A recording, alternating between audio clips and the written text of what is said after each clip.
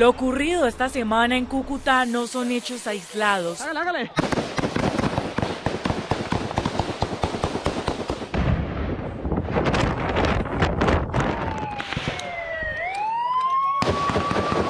Una escalada de violencia que incluyó el atentado contra el comandante de la policía de Norte de Santander y a civiles y uniformados que en medio de su jornada laboral se convierten en el blanco. Expertos advierten sobre una estrategia que estaría adelantando el ELN para fortalecer su presencia en Norte de Santander. La meta iría, según los analistas, más allá de sembrar temor. Por supuesto que constituye un mensaje y un desafío al gobierno entrante.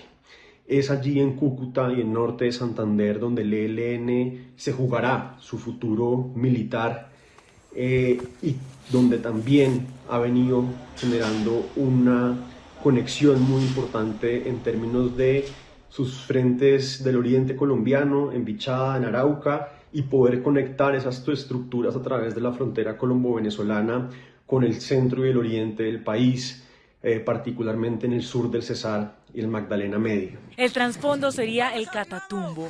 Desde hace meses, el ELN mantiene una ofensiva contra las disidencias de las FARC por el control de esa región, una disputa que ya se estaría proyectando hacia Cúcuta por su ubicación estratégica, que sería fundamental para la movilidad de hombres, armas, drogas y economías ilegales. El ELN ha decidido emprender una guerra en el Catatumbo contra las disidencias. Esa guerra también se expresa, por supuesto, en la zona rural de Cúcuta y en toda la zona fronteriza, en donde, pues, por ser una frontera urbana, es un gran desafío para la fuerza pública. Estos grupos han logrado concretar y consolidar unos vínculos logísticos, operacionales y militares con el vecino país. Y sin duda, esa agenda de seguridad fronteriza y particularmente en Cúcuta será vital para el próximo gobierno en lo que ha formulado como una estrategia militar y una estrategia de seguridad que tiene ese carácter ofensivo. Recuperar el control de estos corredores estratégicos es uno de los principales retos para la fuerza pública y para el próximo gobierno en una de las fronteras más complejas del país. Las marcas en su rostro y en su cuerpo son el recuerdo de la madrugada en la que sobrevivió al atentado en Cúcuta.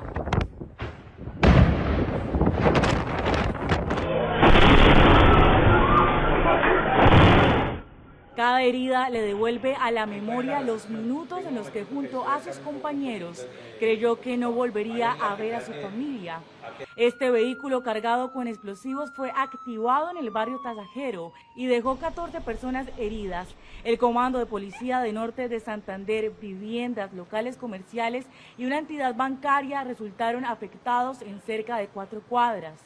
Mal contados, yo conté cuando después del primero escuché caer 7 a mi alrededor. Y pues mis compañeros junto conmigo, pues lo único que nosotros podíamos buscar en ese momento fue refugio.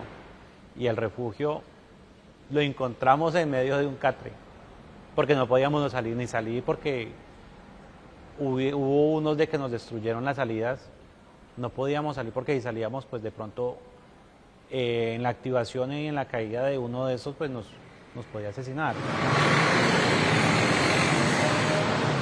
Hoy el silencio reemplazó el movimiento habitual. Los negocios continúan cerrados, la presencia de la fuerza pública es constante y las huellas de la explosión siguen a la vista. Para quienes estaban dentro del comando, el miedo no terminó con estas detonaciones. Nos estaban atacando, en 5 minutos nos volvieron ropa de trabajo. Entonces, pensar usted, voy a dejar de ver a mi familia, a mi esposa, a mis hijos, a mis padres, a mis seres queridos, usted decir, y usted tener en la cabeza en ese momento decir, marica, acá ya nos mataron, no más. O sea, es fuerte, pero es una cruel realidad que se tiene en este momento, de que hay que seguir adelante. Mientras los comerciantes intentan recuperarse de las pérdidas y las autoridades mantienen reforzadas las medidas de seguridad en la ciudad, los sobrevivientes intentan asimilar lo que vivieron. Algunos resultaron con quemaduras, otros con lesiones y todos con el recuerdo de una madrugada que cambió sus vidas. Lo único que pudimos fue pegarnos a la pared y pedirle a mi Dios de que no fuera a pasar y que no fuera a pasar uno derecho y nos estallara allá. Como lo ven en otros compañeros, que el compañero del auxiliar o el compañerito de nosotros que quedó con quemaduras en diferentes partes del cuerpo, el compañero que perdió los dedos. Entonces es eso, es aferrarse más a la vida. Así como lo hice yo, lo han hecho muchas personas más atrás. Soldados, policías, civiles, que han caído en campos minados. Cúcuta intenta volver a la normalidad, pero en el barrio Tasajero, las fachadas destruidas, los negocios cerrados y las cicatrices de quienes sobrevivieron recuerdan que las consecuencias del terrorismo van mucho más allá de los daños materiales.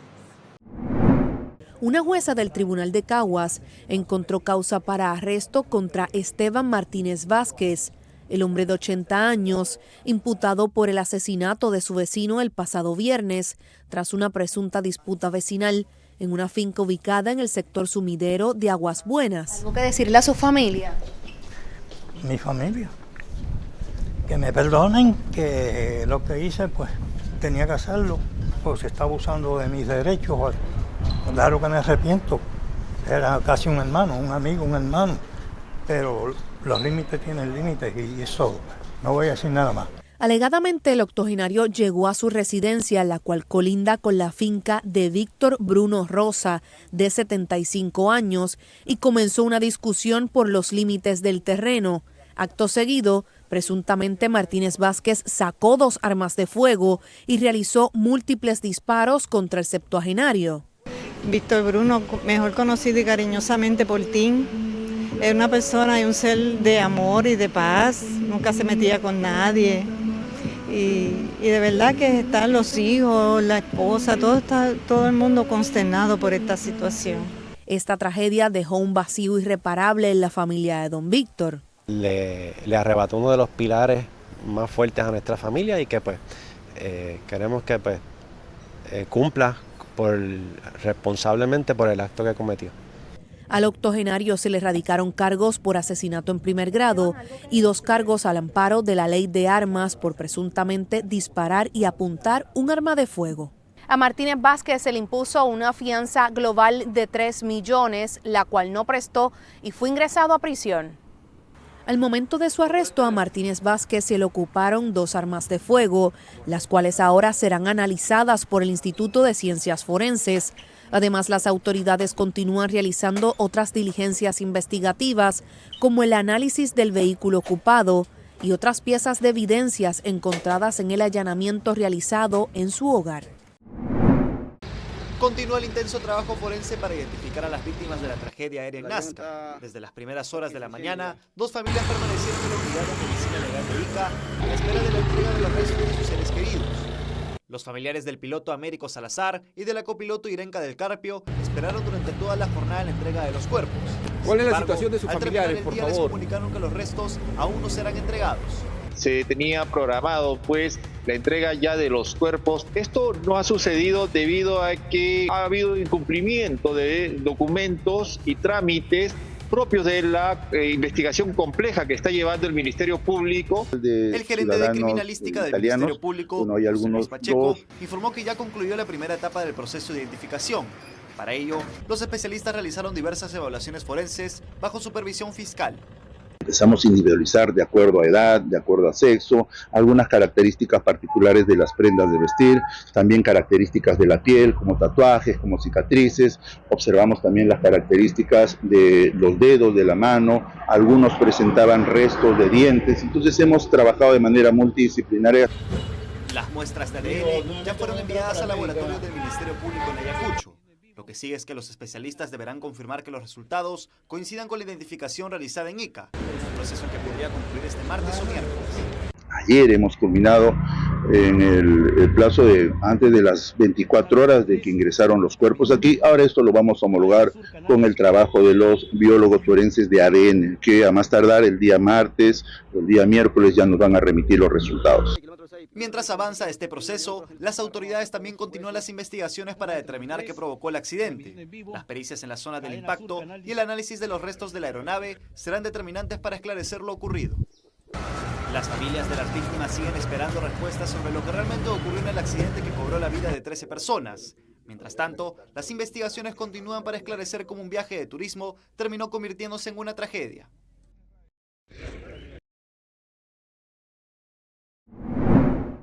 Nos encontramos con Antonio López. Él es un ciudadano de nacionalidad española que lleva residiendo en el Perú ya 10 meses, desde septiembre del año pasado. Él gusta mucho de la cultura peruana. Es justamente ese gusto el que lo hizo invitar a sus padres a conocer Nazca, las líneas de Nazca.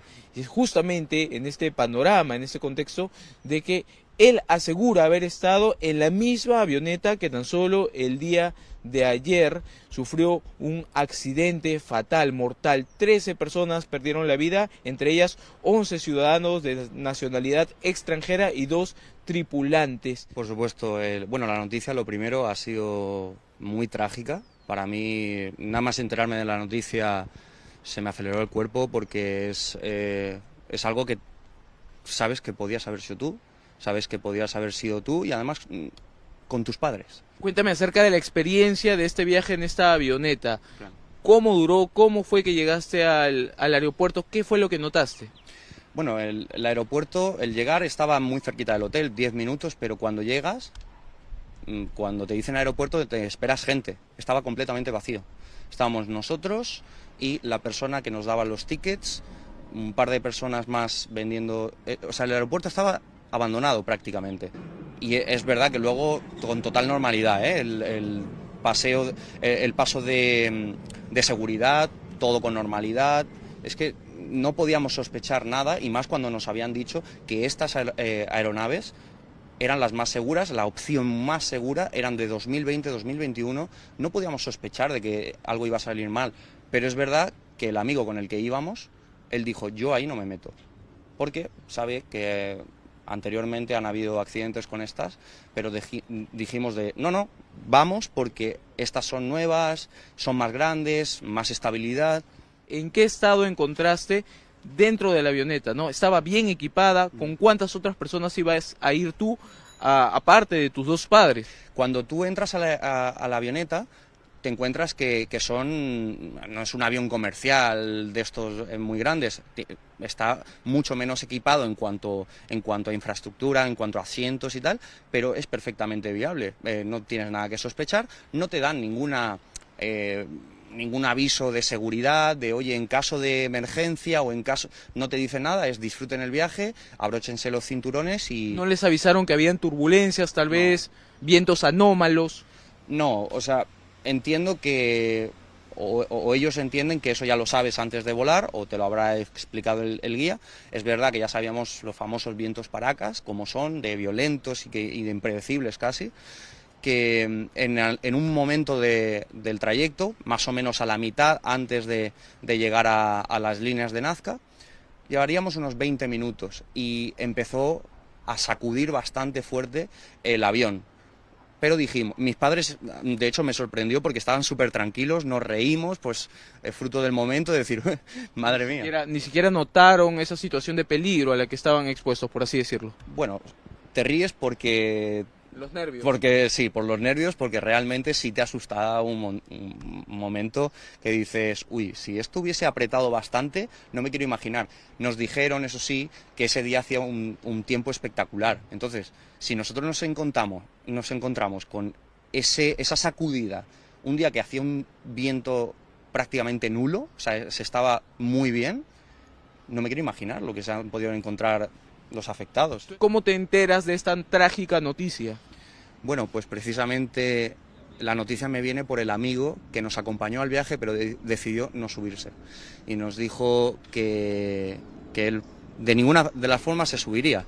Bueno, pues nos pasa la noticia el día de ayer se me acelera el cuerpo, porque, bueno, no he sido capaz a día de hoy de decírselo a mis padres. Mis padres no me siguen por redes sociales, entonces no han visto el vídeo, pero no he sido capaz porque no les quiero manchar el recuerdo tan bonito que tienen de Perú, porque de verdad les ha encantado, se llevan una sensación de que su hijo está en un país muy bonito, pero sí, la noticia a mí me rompió, ¿eh? Muy bien, son las palabras de un ciudadano español. Él estuvo en el mismo vuelo, porque tú lo has podido identificar también por los números, que es la misma avioneta, sí, ¿verdad? Totalmente, además el número de serie, el OB2001, que lo han confirmado las autoridades de contra incendios. Eso lo he visto esta mañana, de hecho lo he visto hace exactamente una hora. Muy bien, gracias Antonio por tus palabras. Es un ciudadano español que estuvo en el mismo vuelo de esta aeronave que lamentablemente terminó sufriendo un accidente y en ella perdieron 13 personas las vidas. Qué mejor que él para contarnos cómo fue su experiencia una semana antes de que suceda esta tragedia.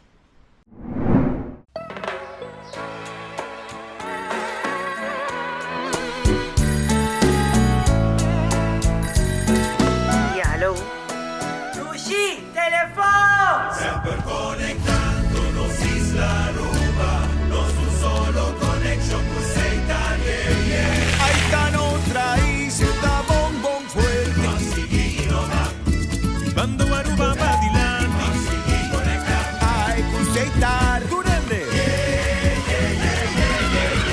construyendo en Aruba su futuro, ta Seitan innovando, Aruba Badilán.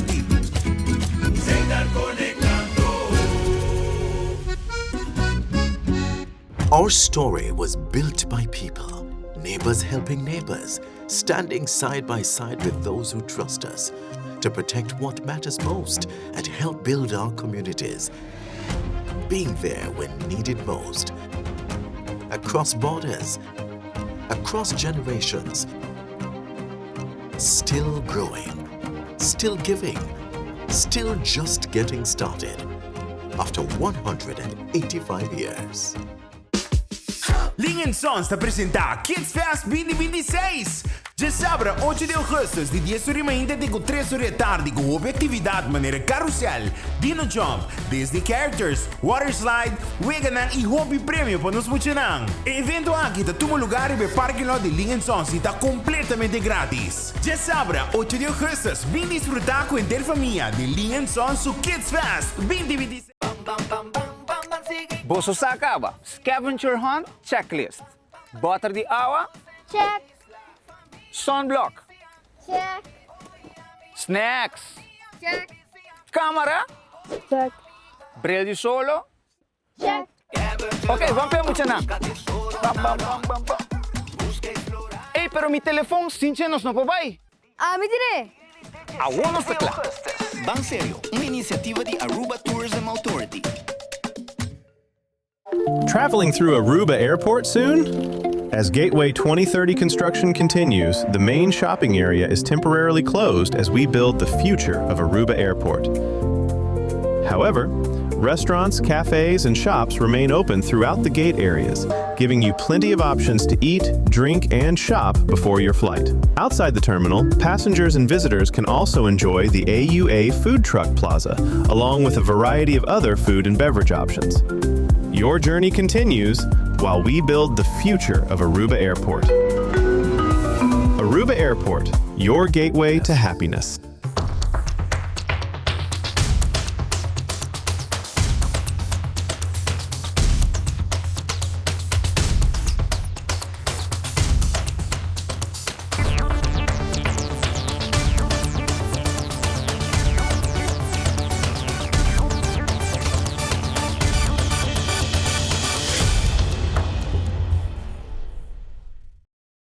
El dispositivo de seguridad en Cali está en marcha desde hace una semana. Más de 11.000 uniformados se encargarán de blindar la ciudad.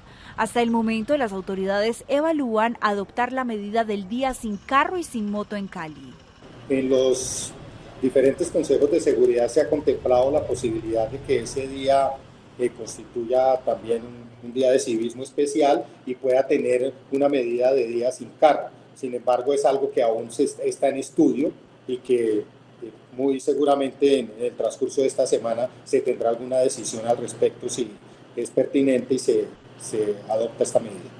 Las 4 entradas y salidas de Cali están cubiertas con 9 puestos de control a las afueras y 5 internos. Hay policía en el sur por cada corredor que sale por la autopista Simón Bolívar y que conecta con Jamundí y Popayán. En el norte por Yumbo, Palmira, Buga y Tuluá. En el occidente la vía que de Dagua conduce a Buenaventura. Y en el oriente el corredor que comunica con Palmira y en el aeropuerto que sirve a la capital del Valle. No se descarta que la llegada de presidentes y delegaciones afecte la operación de vuelos desde y hacia Cali. El aeropuerto Alfonso Bonilla Aragón tiene un dispositivo especial dentro de esta cobertura que ya le indico. Tiene 3 anillos de seguridad, al igual que un puesto de control que está en el paso del comercio, que es el que nos permite identificar algún riesgo que pueda circular por esa vía. Esta cobertura especial se complementa con las diferentes cápsulas de seguridad que va a tener cada uno de los dignatarios que confirmen su asistencia al evento. Jamundí es uno de los puntos que estará priorizado antes, durante y luego de la posesión presidencial. De los 9 puestos de control, 2 están por los corredores viales que nos comunican con esta ciudad y vamos a tener grupos de operaciones especiales cubriendo en la zona rural, tanto en la salida de Jamundí hacia el departamento del Cauca, pero asimismo como en el casco urbano. Esto es complementario a todo lo que se está haciendo en la ciudad de Cali. Más de 5.300 policías estarán desplegados en toda la ciudad. Las medidas de restricción de vuelo de drones, ley seca y prohibición de venta de combustible se mantienen.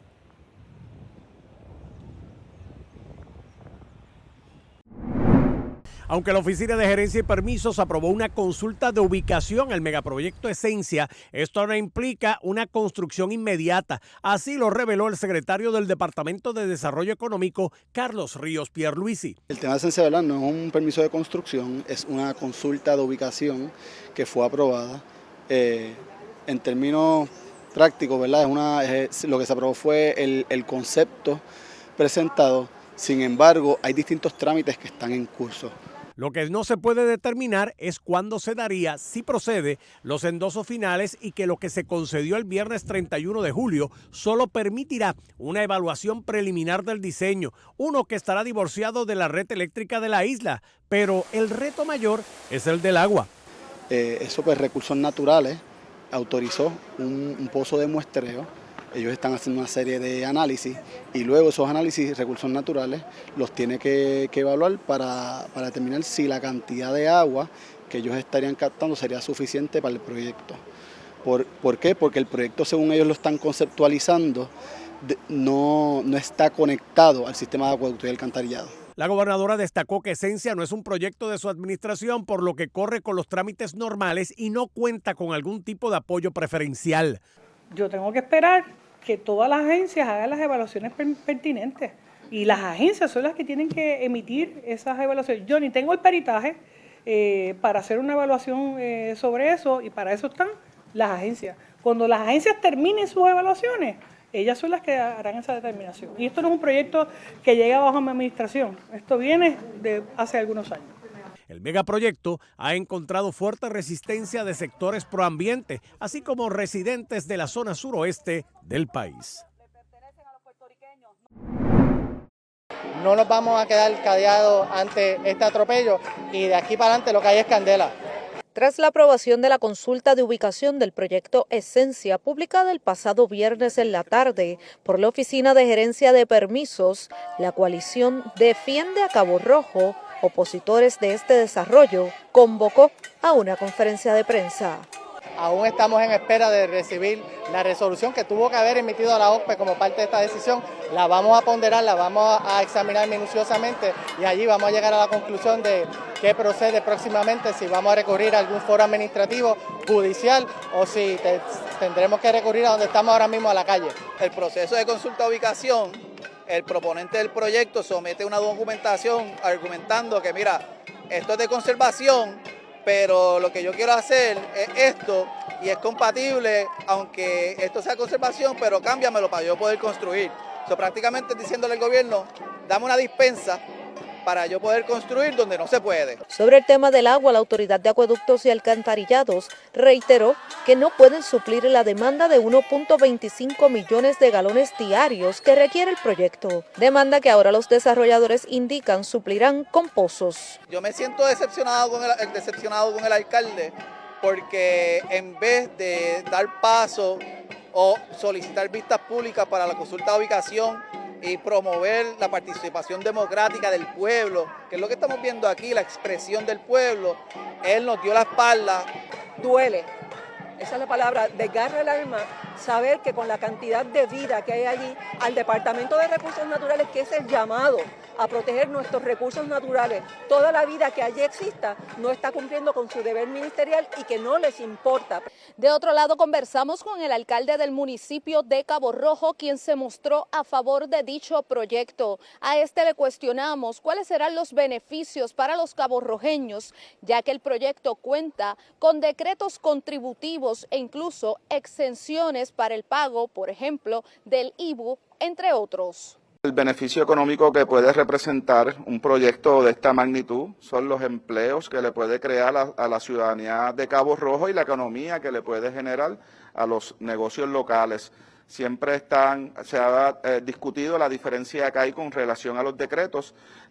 Entendemos por lo que hemos leído que los decretos solamente aplican a la parte del componente turístico, no así a la parte residencial de las personas que compren para residencia, y esto podría significar para nosotros pues arbitrios de construcción y pagos en el crimen. Sobre el problema del agua, el alcalde negó que en su municipio tengan esta situación. Problemas de abastos de agua en Cabo Rojo realmente no los tenemos.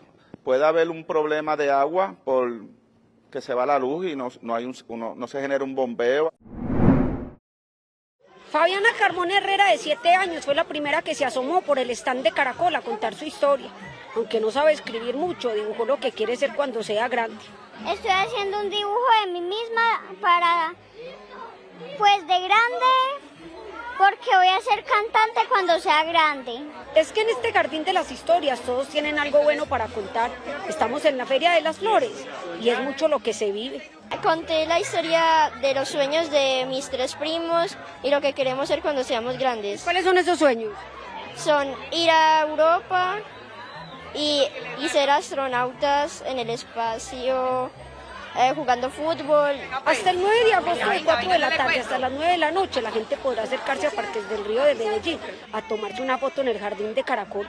Están en Feria de Flores, por eso para la memoria hay que viva Caracol y el jardín de las historias. Hay que se sientan los paisas de una forma divertida y que vengan los turistas, les damos la bienvenida. Estamos aquí en Caracol con la activación de sus sueños y el Jardín de las Historias para que vengan, disfruten, nos cuenten cómo se han sentido. Estamos de todas las partes para que nos cuenten qué han sentido, qué han soñado y nos puedan contar su historia y hagan su flor para ponerlo en nuestra ancheta. Y ante tanta música que hay por estos días, este es un espacio para guardar silencio con uno mismo, escribir lo que vale la pena y esperar que quien lo lea aprenda algo de nosotros y florezca con estas letras. Ling & Sons te apresenta Kids Fest 2026. Já sabe, 8 de agosto, de 10h30 até 3h da tarde, com uma atividade maneira carrossel, Dino Jump, Disney Characters, Water Slide, Weganan e Hobby Prêmio para nos motivar. O evento aqui está todo lugar e o parking lot de Ling & Sons está completamente grátis. Já sabe, 8 de agosto, vem desfrutar com a família de Ling & Sons o Kids Fest 2026.